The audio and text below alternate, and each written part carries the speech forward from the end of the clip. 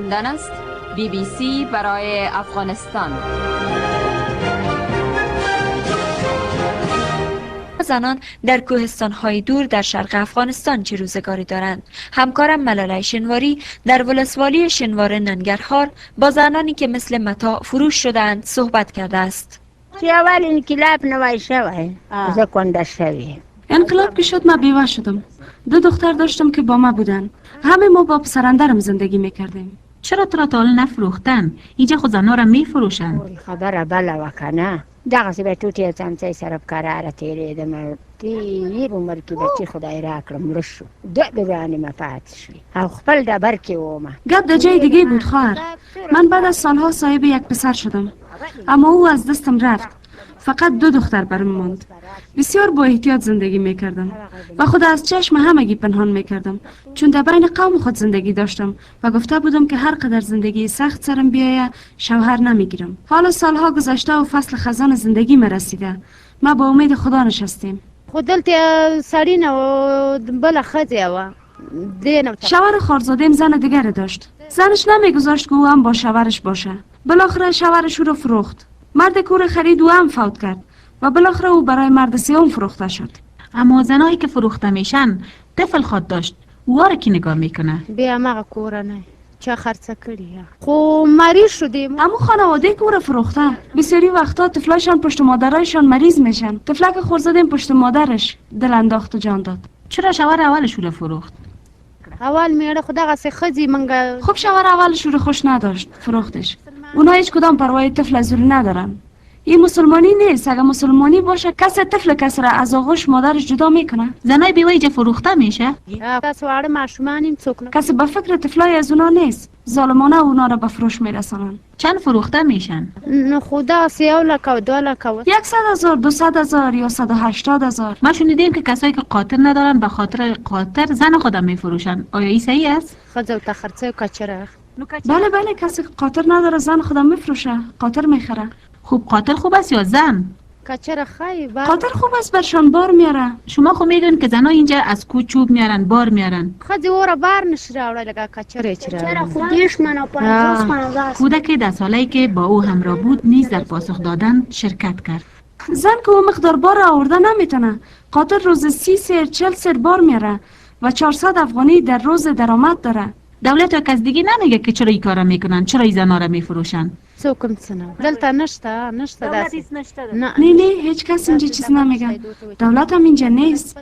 هر کس به تب میل خود کار میکنه. یک زن تا خریدار داره فروخته میشه. اون زن فروخته شده و یک زن دیگه هم پشتکاش اینجا مانده فروخته شده.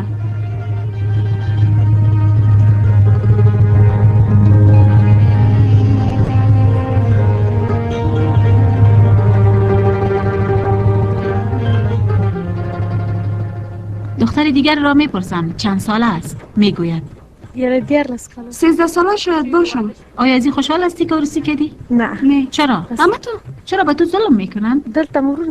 هر وقت که زن برادرم از اینجا میبرن در خانه ما ناخوشی پیدا میشه. باز در اون وقت مام دچار مشکل میشم. چرا مگر تو را به عوض زن برادرت عوض کردن، بدلت کردن؟ برادرت بزرگ است یا تو؟ برادرم. چرا در این سن خرد برادرت عروسی کرده؟ نمیفهمم. پس تو خوشحال نیستی؟ نه. ملاله سراغ زنان را در کوهستان‌های مومند می‌گیرد. جایی آنها از رودخانه طوفانی عبور می‌کنند و از کوه چوب می‌آورند. بعد می‌روند و با کوزه‌ها و دیگ‌های گلی مخصوص آب می‌آورند. مارجان چه دیگ بزرگ را به سر خود گذاشتی؟ به کجا میبری؟ دا کور ته وړم خانه میبرم.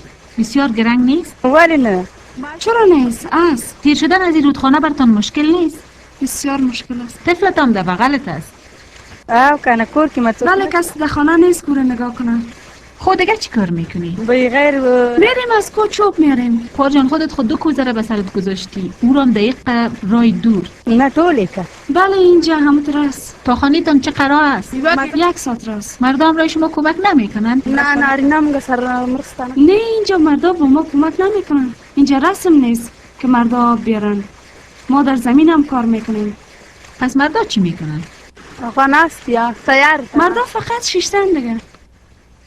قطعه خاوری یکی از محققان افغان میگوید در افغانستان نباید فقط به ارائه مشکلات زنان بسنده کرد.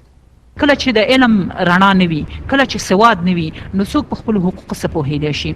نو همغه ده چې هغه د جهالت توره دوره په ځینو افغانی سیمو کې البته په کلو باندې در جایی که دانش و سواد نباشد مانند دوران جهالت پیش از اسلام است. برخی از نشانه های دوران جهالت هنوز در برخی مناطق افغانستان معمول است. لازم است در این زمینه از سوی وزارت زنان و سایر ادارات مبلغین بر روستاها فرستاده شود تا برای مردم گفته شود که زنان چه حقوقی دارند و چه برخورد با آنها باید صورت گیرد. زنان در افغانستان شدیداً تسلیم چنان بندها و سنت‌هایی هستند که تعبیر و یا توجیه آن نه بر اساس قوانین شرع اسلام و نه قوانین مدنی توجیه ناپذیر است. اما آیا این وضعیت محصول جنگ و فقر است یا ناشی از سنت‌های معمول؟ اگر زن اعتراض کند چه خواهد شد؟ اردوان روزبه، سردبیر ماهنامه آسیب شناسی ایران که برای پژوهش به افغانستان آمده است، در مورد اعمال خشونت‌ها علیه زنان به این نظر است که تفکر سنتی عامل برتر است. تفکر سنتی رو بیاید به عنوان عامل برتر بهش فکر بکنید. زنی که اگر کوچکترین رفتارهای اجتماعی رو از خودش نشون بده به عنوان یک فرد خائن محسوب میشه در یک جامعه و در گذشته رسم بر این بود. حالا من میدونم که در بعضی از مناطق و قبایل هم هنوز این ترتیب وجود داره. پدر یا برادران اون زن این رو میکشن و از بین میبرن تا این لکه ننگ رو از خانواده خودشون دور کنن که در یه مقاطعی حتی تحصیل هم و تقاضای برای تحصیل هم میتونست یکی از همین نقطه ضعف ها باشه. من این سنت های غلط رو برتر میدونم نسبت به مسائل اقتصادی و جنگ. اگر باورهای ذهنی یک آدم باورهای درستی باشه، به هر حال ممکنه که رفتارهاش در شرایط نابهنجار جنگی یا نابهنجار اقتصادی تغییر بکنه، اما این تغییرات تا اون حد فزاینده و خرد کننده نیست. آدمی این تغییرها خرد کننده میشه براش که در اصل باورهای ذهنیش باورهای درستی نیست. بگذارید این دوتا رو و این دو مورد رو، یعنی بحث اقتصاد و جنگ رو، بعد از سنت های غلط قرار بدم.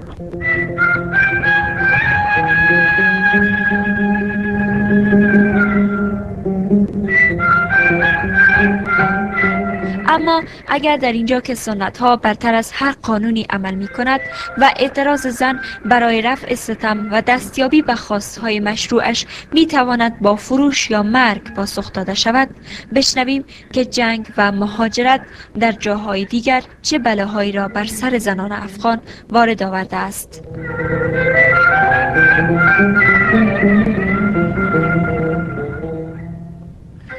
اینجا لندن است، رادیوی BBC. به لحظات اخیر برنامه میرسیم. برنامه بعدی ما به زبان پشتو است که همکارم سعید محمود با شما خواهد بود. من نقیب بیان به اتفاق شعیب شریفی تهیه کننده برنامه و عمر شریف قیاسی دستیار تهیه با شما خداحافظی میکنم.